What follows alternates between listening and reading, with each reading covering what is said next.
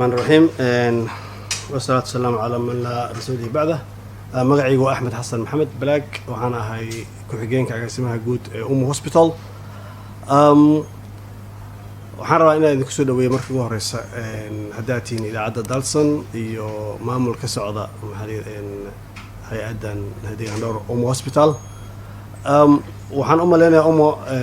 iyo deegaan dhowr waxay wada shaqeynayaan muddo sanad hadda ku sanad iyo wax ka badan sida ay idin sheegtay hodan oo ah HRM-ka ama madax shaqada shaqaalaha isbitaalka oo inta badan shaqada ay hoos timaado runtii wax badan isbitaalka ka qabteen haddii aan lahayd inay deeply ama si hoose nadaafadda u galaan meelo aan tagi jirin hadda ay galaan oo ay dhulka hoose iyo meelo badan oo problem ka taagan runtii awal aan runtii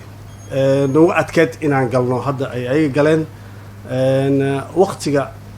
on time ka caadiga shaqaalaheena caadiga lamid yihiin on time ay soo galaan waa la xisaabtamaa waxay leeyihiin maamul markasta daba socda oo kormeera oo markii hortaas 3 maalin mar u yimaada isbuuci mar u yimaada bishi mar u yimaada runtii hospital ahaan anaga aad ugu nasanay way dadaaleen waxay kala sameeyaan maalin loo yaqaan maalinta nadaafadda oo si gaar ah ay u soo dirsadaan wiilal dhalinyaro ah oo aad tababaran kuwaas oo gala meelaha muhiimka ah sida musqulaha oo kale maxaa la yiraahdaa qaybaha qaliinka oo kale runtii aad si deep la oo nadiifiya marka hospital ahaan runtii waan dareemeynaa isbitaalka ay deegaan dhowr ku keentay maxaa la yiraahdaa waxaa kaloo jira runtii oo aad ugu faraxsanahay shaqaalaha waxay siiyaan training inta sano imaan ka hor shaqaalaha waxaa ku imaanaya training tababar qaba tusaale ahaan chemical kale isticmaalaya oo kale shaqaale og waxaa isticmaalaya waxa ay yihiin waxaa kaloo u dhan sida hadda arkayseen qalabkii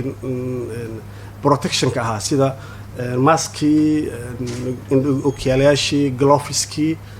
maasha allah very good standard caalami aan ku tilmaami karaa aniga runtii wax waddankeen hore aan u jirin